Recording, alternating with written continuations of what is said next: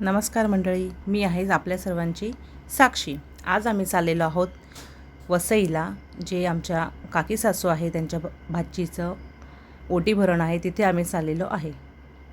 हा माझा पहिलाच व्लॉग आहे, पहिलाच व्हिडिओ आहे, तरी सर्वांनी मनापासून सपोर्ट करा, लाईक करा, शेअर करा आणि सबस्क्राईब करा। तिथे पोहोचलेलो